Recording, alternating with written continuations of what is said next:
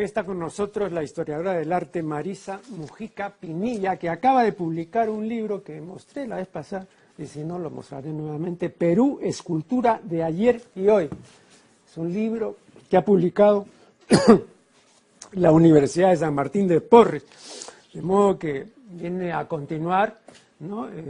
Una obra del año, eso los 10.000 años de qué? 2006. Del 2006, que se llama Perú, 10.000 años de pintura. Bien, la más cordial bienvenida a Marisa.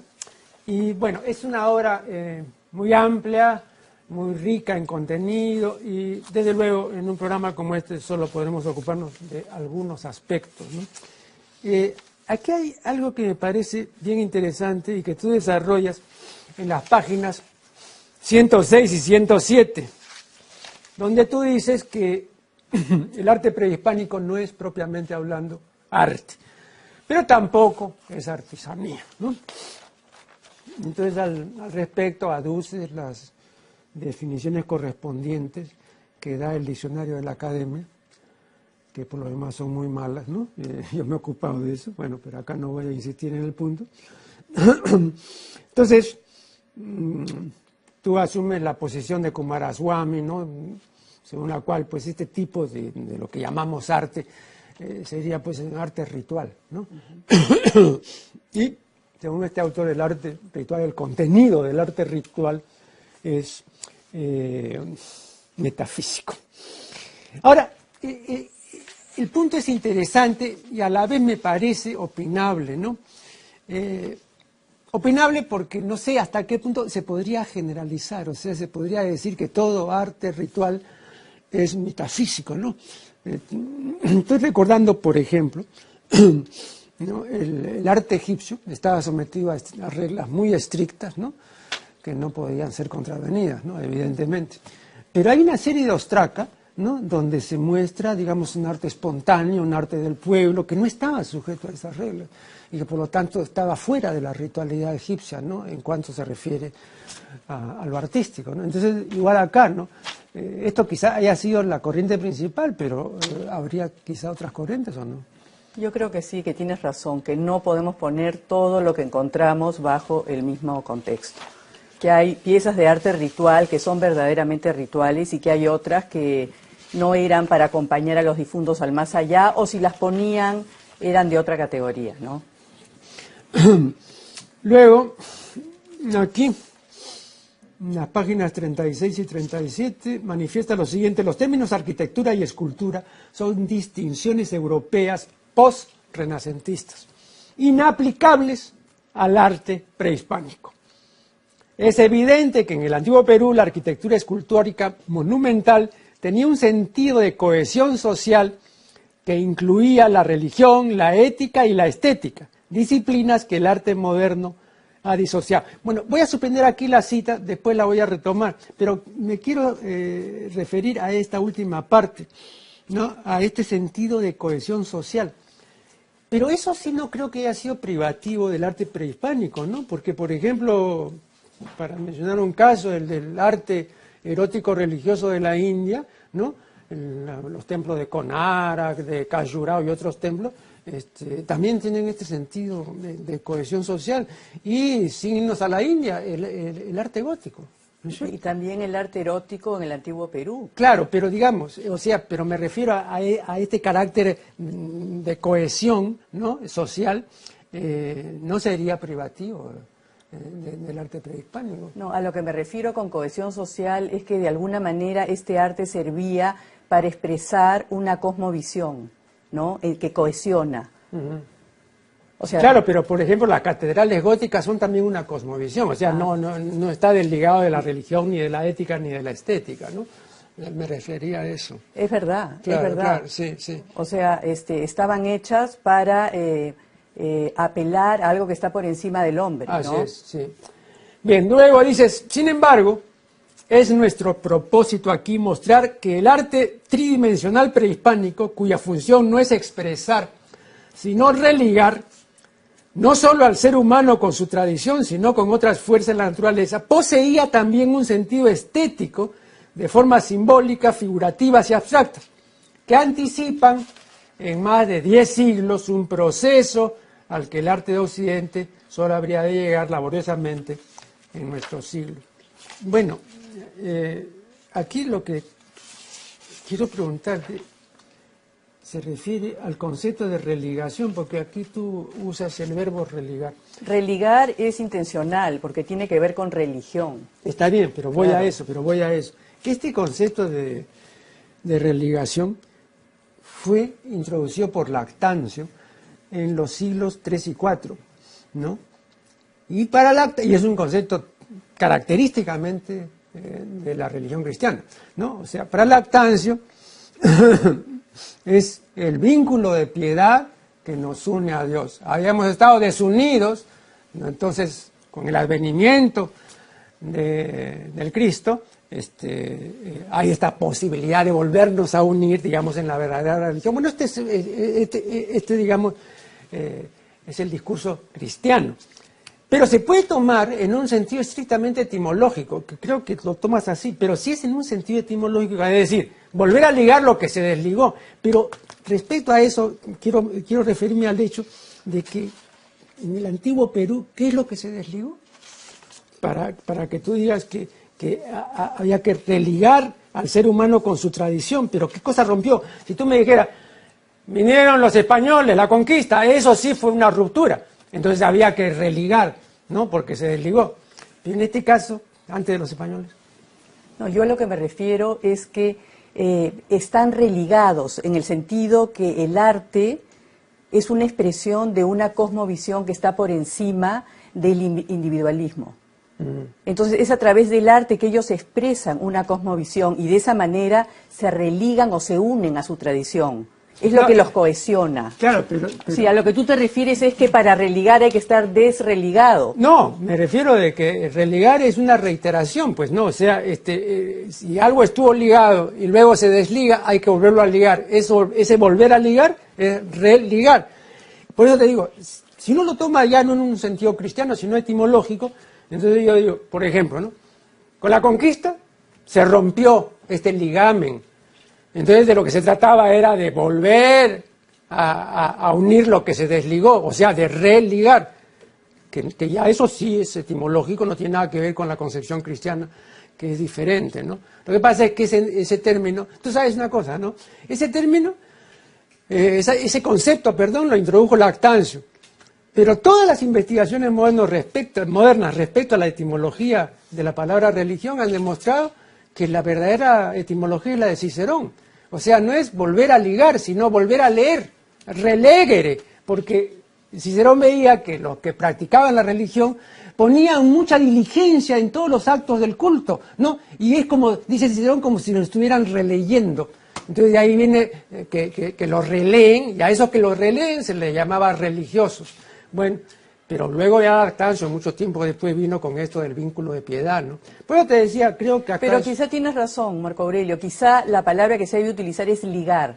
Ligar, claro. ¿No? No sí. Religar. Claro. Pero me pareció interesante poner el re porque eso le daba un tono, una acepción religiosa, ¿no? Quizá es un acronismo de mi parte cristiano. Claro, fíjate, y no hay necesidad de lo cristiano necesariamente, porque esto es común a una serie de religiones de la antigüedad. Tres elementos, ¿no? Ligamen, ¿no? El misterio, ¿no? Y la diligencia. O sea, la diligencia para todo lo cultual, ¿no? El ligamen con un ser superior o una divinidad o una deidad, ¿no? Y el misterio. Siempre hay un misterio, ¿no? Que está más allá de lo racional. Entonces, estos tres elementos pueden ser perfectamente aplicables, ¿no? Incluso, creo yo, pues a la religión en el antiguo Perú, ¿no? Sí, claro. sin hablar de Me parece importante esto que mencionas porque el sentido del asombro, por ejemplo, puede ser el inicio de todo arte ritual, ¿no? Claro. Ese asombro que siente el hombre hacia lo más grande. Eso es lo que uno, con lo que uno se conecta cuando va a lugares como Machu Picchu o cuando uno ve piezas de arte ritual. La capacidad de asombro que hoy en día hemos perdido. Así es. En esta era digital no solamente vamos a perder eso, ¿no? Estoy recordando que Herbert Marshall McLuhan, a quien ahora se le nombra mucho, pero en su época causó suficiente revuelo y se le acusó, entre otras cosas, de pesimista.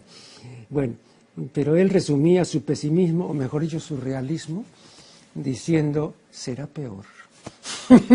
It will be worse. Pero qué bueno que mencionas eso, porque justamente eso es lo que he querido hacer con el libro. O sea, el libro, una cosa es verlo en una pantalla y otra cosa es poder abrir un libro, sentir sus páginas, Claro. poner este cariño en cada una de las frases inspiradoras. Es otra sensación y otra recepción, Definitivamente. ¿no? Tener un libro en la mano que verlo en una pantalla. Así es. Vamos a hacer aquí la primera interrupción y ya volveremos.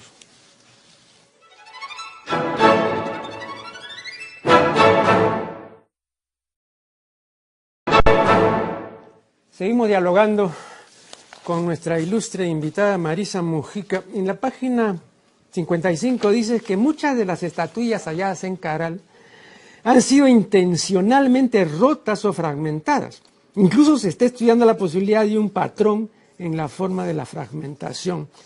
Y Ruth Shari presume que se trata de una destrucción ritual por razones propiciatorias, como un hechizo de vida y resurrección. Bueno, tú compartes esta opinión, ¿no? Pero yo te pregunto, ¿se podría hablar de resurrección? Porque podríamos estar pensando no en la resurrección de los muertos, ¿no? Ya sería una vertiente cristiana. No, para nada. O sea, yo creo que en este... Pero ese es el término que usa. Resurrección. Sí. Pero en otra vida, porque en el mundo chamánico está el mundo terrenal, el mundo sobrenatural y el mundo de abajo. Quizás para una resurrección en el mundo de abajo, en el mundo de los ancestros, a lo que se refiere. No sé, por eso... Pienso, ahora, eso puede ser especulativo, porque lo vemos más tarde en Wari. Pero es intencional, ¿no?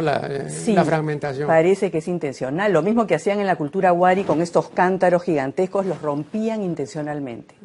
Y es una pregunta, ¿no? Que estamos hablando de 2000 antes de Jesucristo y con la cultura Wari 700 después de Cristo y que se sostiene el mismo patrón. O sea, ¿por qué rompían estas tinajas? ¿Por qué rompían las diferentes partes de estos personajes? No se sabe. Tú sabes que hay, me refiero a otra cultura completamente diferente, pero prácticas así también, que tienen pues siglos, y la razón de esa práctica sí es absolutamente válida. Por ejemplo, que en las verdaderas y auténticas alfombras persas les falta la puntada final y siempre hay una hilacha. Exacto. Y Y entonces, tiene que ver con la perfección, tal vez. No. ¿Con qué? No, tiene que ver con algo que me parece absolutamente aceptable. Y es que hay un proverbio turco que dice, cuando la casa está terminada, entra la muerte. Efectivamente, pues por eso los sultanes siempre tienen un palacio en construcción, porque todo aquello que ha concluido, a partir de ese momento ha muerto, ¿no? Entonces, siempre se ha dicho, ¿no? Que el goce y el disfrute y lo valioso está en el trayecto y en el camino, pero no en la consecución. Entonces, claro, el mundo y la vida es un devenir, es un llegar a ser. Sí. Entonces, en esa medida, ¿no? Si nos detuviéramos con la puntada final, entonces desapareceríamos, ya no seríamos, ya, ¿no? Nos seguiríamos siendo, ¿no? Y nos seguiríamos cambiando y deviniendo, ¿no? Por eso me refería a lo de la perfección, porque la perfección es algo completo, terminado, mientras que esto da la posibilidad de que hay algo más grande, ¿no? Claro. De un devenir, como dices tú. Así es, bien. Ahora, una cosa que te quería mencionar, que también me llama mucho la atención en Caral y posteriormente, ellos hacían un ritual porque veían que los edificios arquitectónicos tenían vida. Al igual que los seres humanos y que hacen un ritual para enterrarlos, enterraban a los edificios como si tuvieran vida. O sea, eran mega esculturas que pasaban por un proceso y después eran enterrados. Y la nueva dinastía empezaba en otro lugar. Entonces se ve a la forma arquitectónica que tiene vida en el sentido que es ritual nuevamente. Por eso que no hay esa diferenciación entre arte ritual escultórico y arte ritual arquitectónico. No son objetos talismánicos de alguna manera. Sí. Bueno, y a propósito de estas singularidades, de eso también te ocupas en otra parte, ¿no? De las decapitaciones, ¿no? O sea, hay bastantes cabezas sueltas ahí que efectivamente, como diría González Prada, han sido objeto de una decolación. Él no decía decapitación, sino decolación, ¿no? Yo tengo un capítulo en uno de mis libros, creo que en el último, donde menciono la decapitación del cadáver de Goya y otros casos, ¿no? Esto se vino a saber muchos años después, ¿no?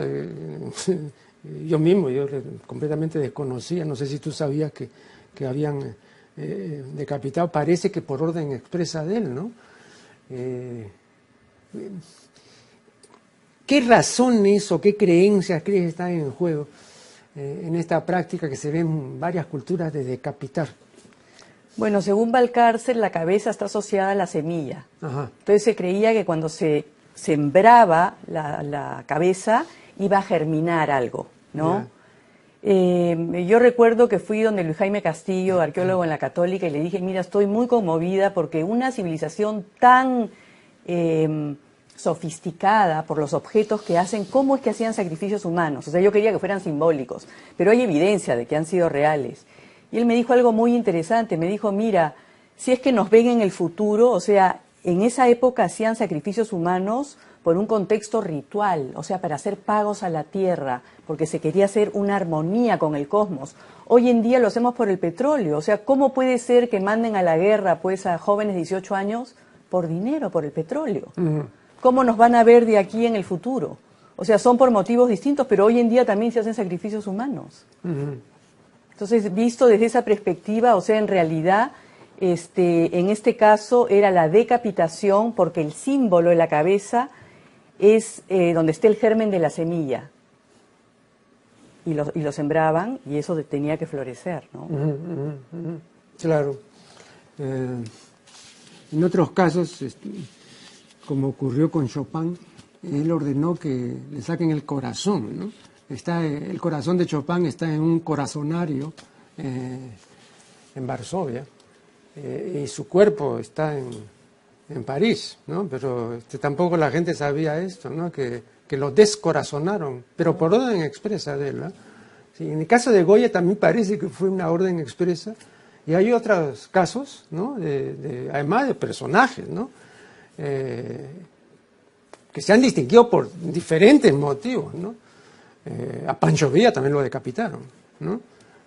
Creo que al decapitarse a un personaje de estos, ¿no? Se llevan todo lo valioso que en la creencia reside pues en la testa, ¿no? Y bueno, entonces como una especie de transmisión, ¿no? Post-mortem, ¿no? Sí. De todas las facultades y de todo el poder, ¿no? Y en la iconografía moche se ve que tomar el pelo del contrincante era tenerlo, también poseerlo, y de ahí las cabezas trofeos también, ¿no? Era poseer al personaje. La cabeza es aquello que lo simboliza, tal vez. Claro.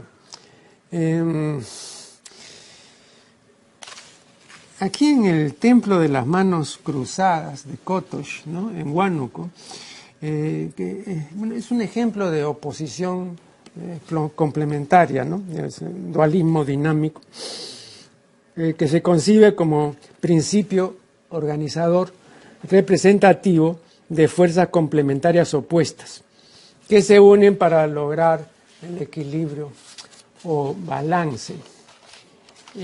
Ahora, lo interesante en estas manos cruzadas es que las diestras son más grandes que las siniestras.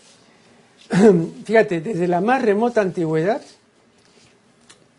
la mano izquierda ha sido siempre la mano del maleficio y la mano derecha ha sido siempre la mano de los bienes, ¿no? Y eso se puede ver en diferentes culturas, ¿no? ¿Estás hablando políticamente también? Sí, sí, no. En este caso sí. Y hay ejemplos, ¿no? Donde la mano izquierda siempre ha sido una mano peligrosa, ¿no? Entonces por eso se dice lo siniestro es todo, ¿no? Lo que puede suponer un peligro, ¿no? Ahora, ¿Te parece válida esta lectura o hay una lectura alternativa para explicar por qué una mano es más grande que la otra? La verdad que no sé, Marco Aurelio. O sea, no sé, ahora que me lo dices, me doy cuenta que puede ser que lo hayan visto ellos así también, Es ¿no? que la mayor parte de la Sí. población mundial es diestra, ¿no? Y hay pues solamente un 5% de zurdería.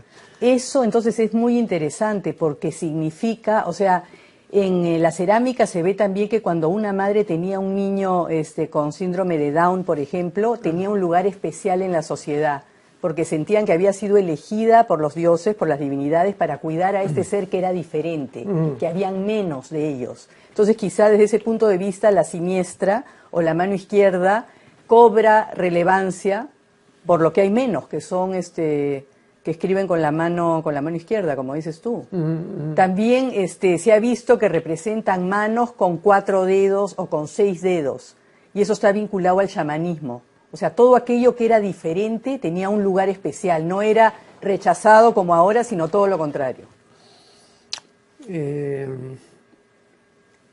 Yo tengo una monografía que escribí hace mucho tiempo sobre el harén, ¿no? Y en mis investigaciones me enteré leyendo un libro muy interesante de Dollinger, de Jane Dollinger, que en los harenes, en los actuales, pero también en los históricos, ¿no? Como el de Gran Serrallo de Constantinopla y otros, las odaliscas se comen con la mano, ¿no? Se come con la mano, pero siempre con la derecha. Y entonces nunca comen con la izquierda, nunca usan la izquierda para comer, ni para agarrar panes, nada, la derecha. Entonces ella comenzó a averiguar por qué, y entonces vino a parar en la cuenta de que hasta cierto punto era muy explicable esta preferencia, y es que la higiene íntima se la hacen con la izquierda y no con la derecha. Y entonces para ellos eso es tan poluto, está tan manchado, es tan inaceptable que no podría con esa mano pues coger un trozo de pan o algún alimento, ¿no? Entonces esa es una prueba más, ¿no? De que la mano siniestra está destinada a estos bajos menesteres, ¿no? Y que jamás se les ocurriría para eso usar la diestra. Vamos a hacer aquí un nuevo corte y ya regresaremos.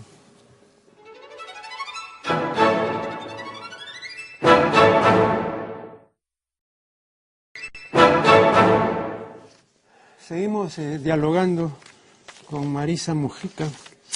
El lanzón de Chavín representa una deidad antropomorfa con colmillos felínicos y con pupilas excéntricas. ¿Por qué esta excentricidad pupilar? Pupila excéntrica se le llama cuando la pupila está hacia arriba, que quiere decir que el personaje es una deidad porque está en contacto con lo alto. A eso le llaman pupila excéntrica, y esa es la pupila que muestra el lanzón. Ya, pero entonces es un atributo de... Exacto, de la divinidad. Ajá. Pero no es una particularidad de esa representación. Sino... No, porque se repite en cerámica, se repite en cabezas clavas. También, por ejemplo, en la estela de Raimond y en la... ¿no? También. ¿no? E incluso en algunas esculturas en piedra se ve solamente una línea y algo arriba que representa la pupila excéntrica. Me parece que es un atributo del chamán. Ajá. Y estoy viendo ahora, por ejemplo, esa que es egipcia, mira. Sí. Tiene el mismo atributo. ¿Ves la pupila hacia arriba? Claro. Ajá. Bien.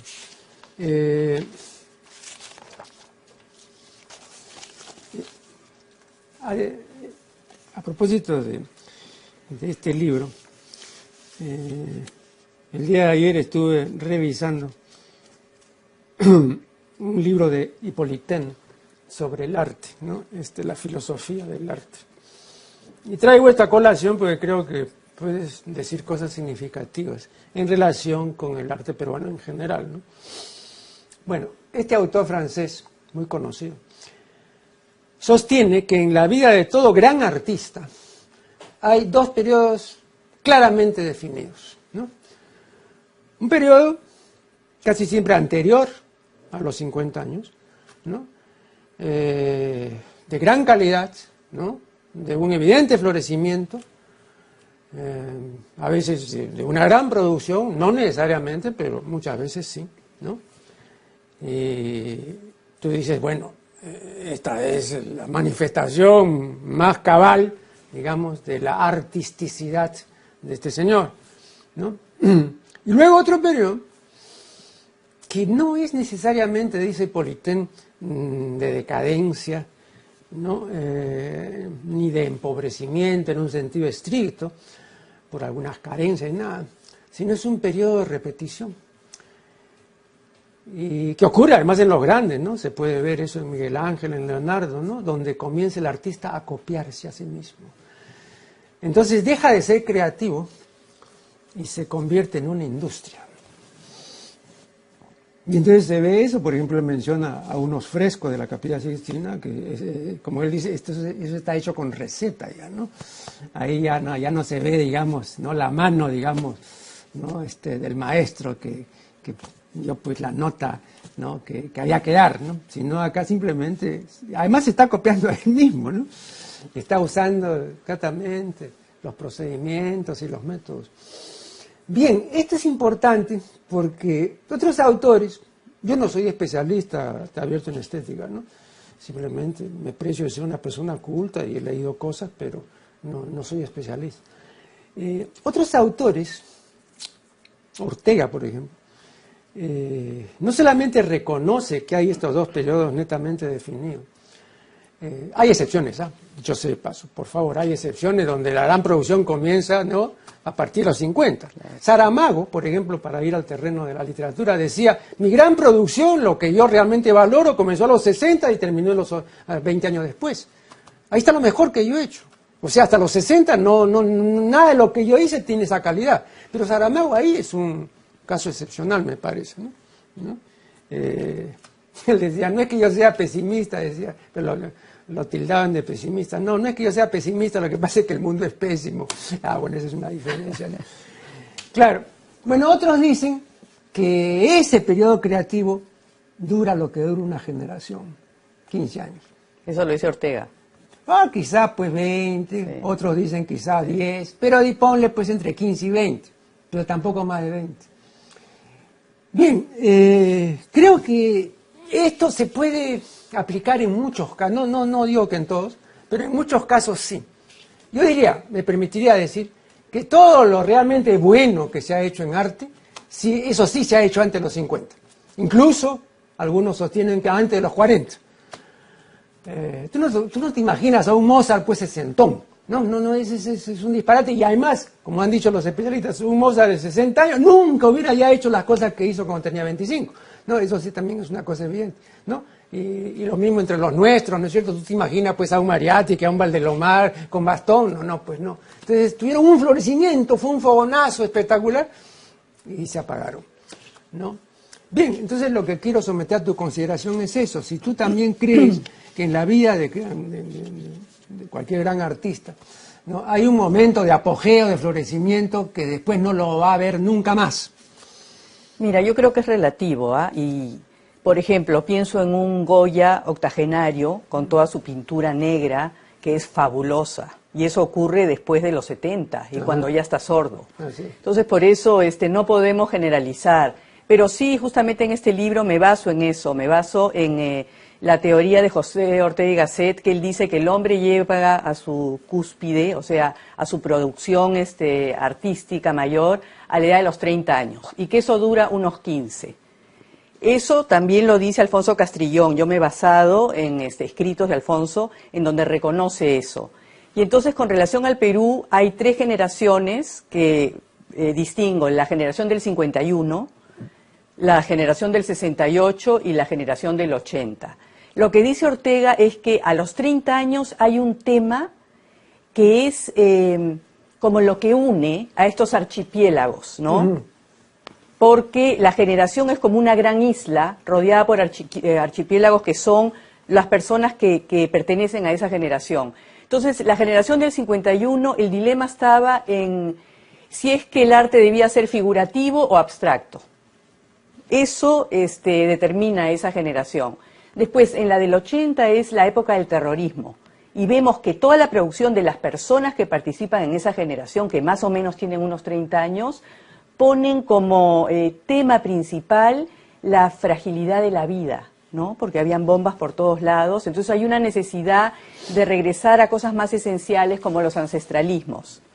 Eso en los 80. Y la generación del 68 es lo que hablábamos al inicio, la diferencia entre el arte culto y las artesanías, ¿no? Cuando Belaúnde hace a José María Arguedas, director de la Casa de la Cultura, y después Juan Velasco Alvarado le da el premio de arte a López Santay, que mucha gente decía qué barbaridad, eso es artesanía, no es arte. Entonces, esos tres temas diferencian a estas tres generaciones.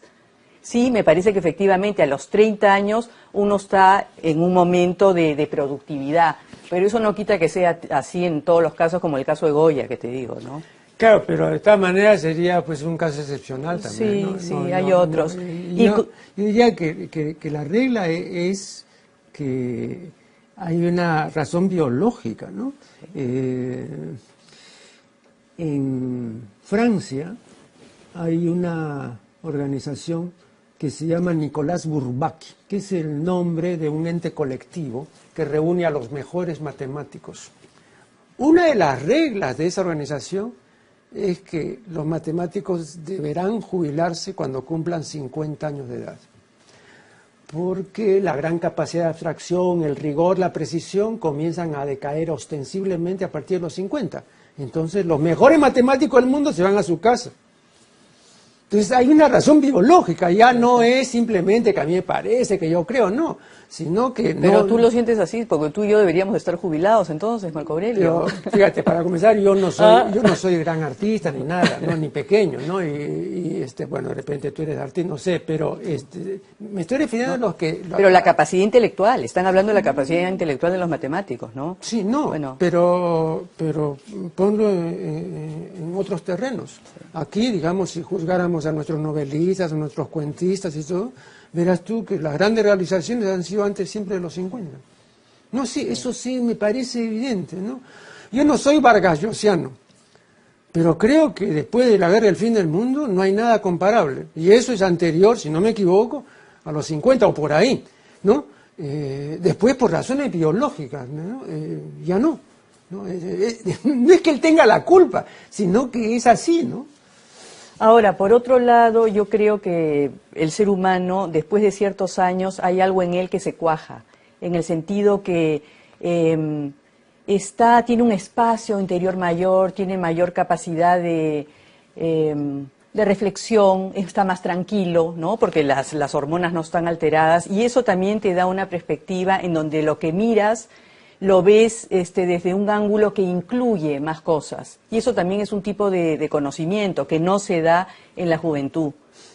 Pero nuestra época es la época más contraria a eso. Sí, pues. Porque la época, digamos, de la posmodernidad y la era digital es una multiplicación de estímulos en cuya virtud, ¿no? Tú sales fuera de sí, ¿no? Uno sale fuera de sí, ¿no? Uno digamos, está sometido a un proceso de extraversión, no lo contrario de la introversión, ¿no es cierto?, para practicar la introspección, para reflexionar, concentrarme, etcétera, sino salir fuera de mí, porque 20.000 estímulos me llaman a cada rato y todos los días, ¿no?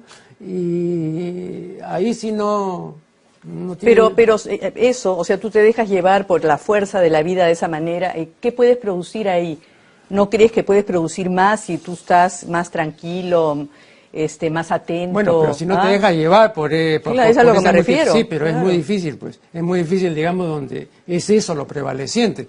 Quizás, pues, si te retiras y haces una especie de vida monacal o practicas la anacoresis. Bueno, pero lo normal es que estemos proyectados hacia afuera. No, repito, esta extraversión, y se refleja, ¿sabes?, tremendamente, y lo he conversado con psiquiatras aquí mismo, en el paciente de hace 20 años, que tenía mayor capacidad de introspeccionarse, y el paciente de ahora que tiene menor capacidad, y que está mucho más proyectado hacia afuera. Entonces es mucho más difícil tratarlo, porque es mucho más difícil que vuelva así, ¿no? Eso me lo han dicho varios psiquiatras y de reconocido prestigio. Un último corte y ya regresaremos.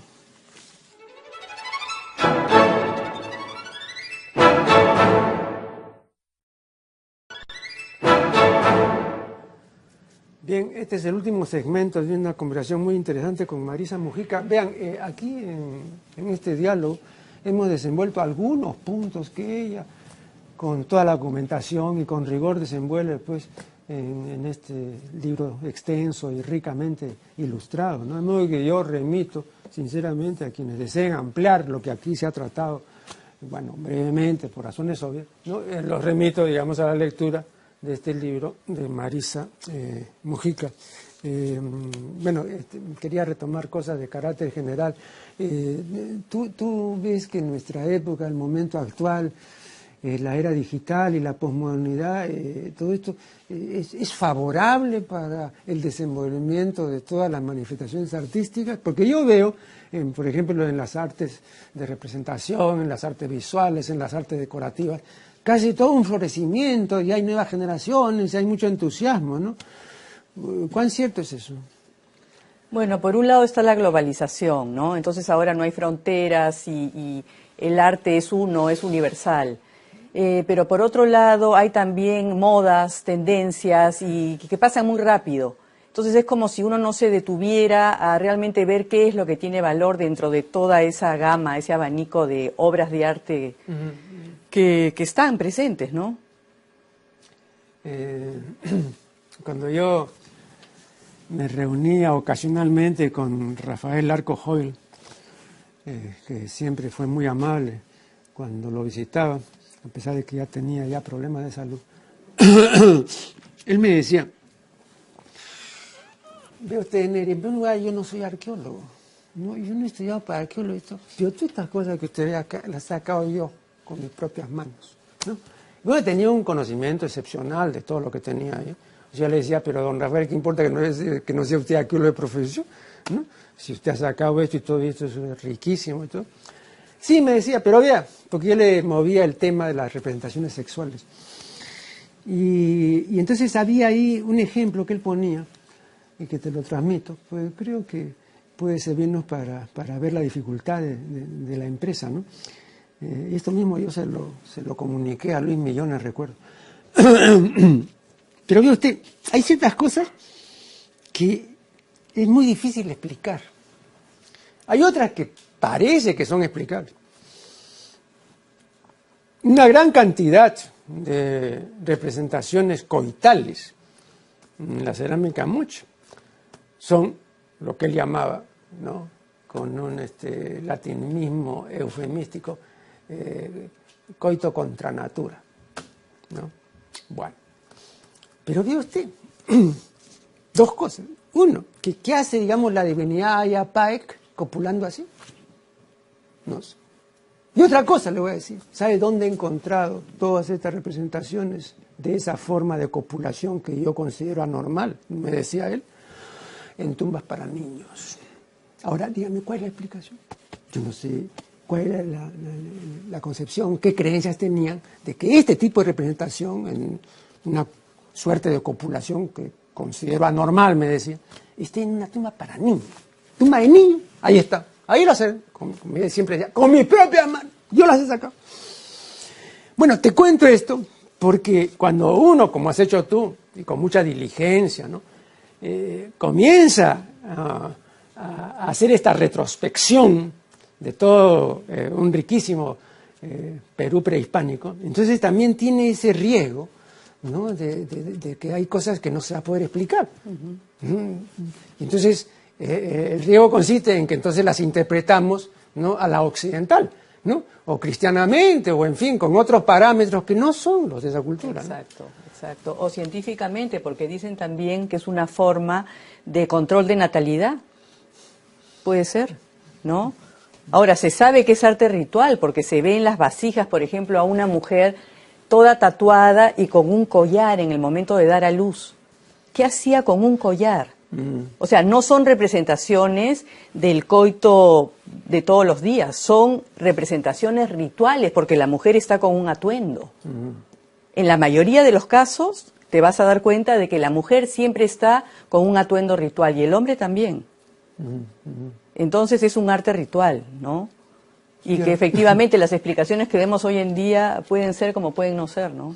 Por eso, no sé si tú sabes, pero por eso él tenía reticencia en autorizar la publicación de lo que después vino a ser Checan. Porque la editorial Nagel de Ginebra, que es una gran editorial muy seria, le había propuesto ya repetidas veces incluir ese volumen en la serie de volúmenes dedicados al arte erótico y las representaciones sexuales en diferentes culturas, ¿no? Grecia, Roma, Persia, China, etcétera, Japón, ¿no? Shunga, recuerdo. Y él no quería autorizar. Y cuando yo le preguntaba, pero don Rafael, ¿cuál es el problema? No, es que vea, lo pueden tomar en otro sentido, pero con el texto de usted, porque el texto iba, claro, como de hecho fue, ¿no? Él escribió el texto, ¿no? Ahora, pero al margen de las interpretaciones, las piezas en sí tienen un valor estético extraordinario, ¿no? Sí, ya sé, pero me refería, digamos, a esto, ¿no? De que él podía, digamos, imaginar e imaginaba que podía ser fácilmente mal interpretado, ¿no? Y por más que expliques y todo, pero dice, oh, ¿qué hagas esto de acá, no? Sobre todo con la mente cucufata de los años 50 y 60, yo creo que sí, ¿no? Inclusive, no sé, me contaban que muchas de estas piezas estuvieron ocultas y que no las mostraba. Eso estaría bien, amiga, pero le voy a contar algo peor, ¿no? Fueron destruidas. Y eso me lo ha contado una persona, hasta dos personas me han contado, que me merecen, pues, la mayor confianza en lo que respecta a la verosimilitud de sus dichos, ¿no?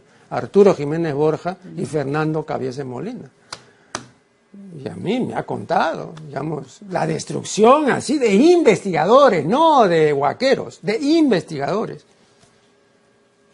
Agarraban ahí el huaco que llamaban pornográfico y delante de todos, no, ni siquiera a las escondidas, ¿qué haces? Todo degenerado, ¡pam!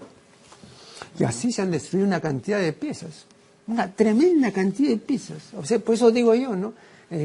Justamente tú estás ante algo que te choca, te llama la atención y todo, entonces lo único que atinas, ¿no? Eso es lo que pasó, lo que hizo, que también fue denunciado, tal vez tú lo sabes, por supuesto, con los desnudos de Degas, ¿no? Cuando el hermano descubrió, los quemó, ¿qué es eso? Y así ha ocurrido con Turner, con el famoso paisajista inglés, también tenía una serie de representaciones eróticas y todo, y también fueron destruidas en el Museo Británico, ¿no? Entonces es una salvajada, pues, ¿no?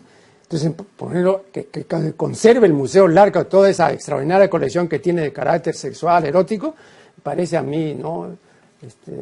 Algo digno de encomio, ¿no? Porque en otros casos ha sido destruido, ni siquiera ha sido vendido al extranjero, ¿no? Como luego ya se estiló, ¿no?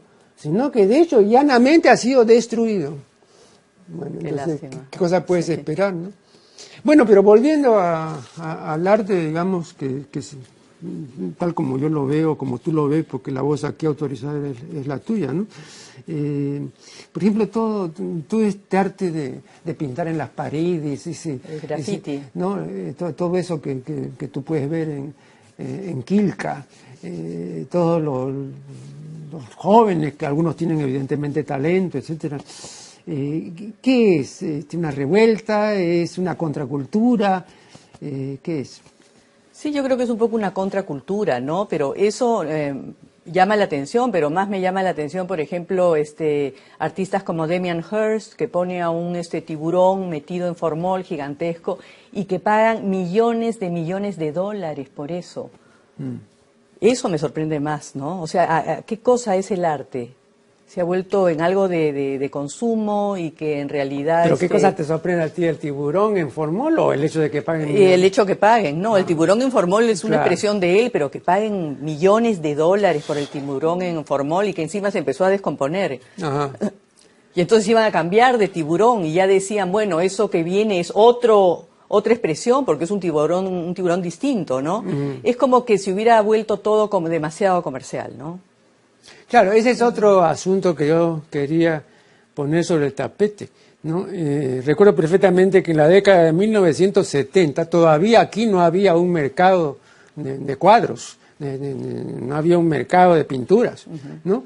He invitado varias veces aquí a Ivonne Briceño y ella se afanaba en congregar a la gente, a los especialistas, a los interesados, porque todavía se podía pagar 5.000 soles por un Teófilo Castillo, ¿no? Lo cual es una barbaridad, pero todavía ocurría. Bueno, en los últimos 30 o 40 años eso ha variado radicalmente, ¿no? Todavía es un mercado pequeño, pero por lo menos hay un mercado. Valdelomar decía que siempre le tendrán que agradecer a él algo que antes no había, antes de que él hiciera lo que hizo. Porque decía, ¿qué cosa había antes aquí? El mercado de la Aurora y el mercado central. Hasta que vine yo, comencé a hacer mis cosas y entonces creé un mercado de escritores.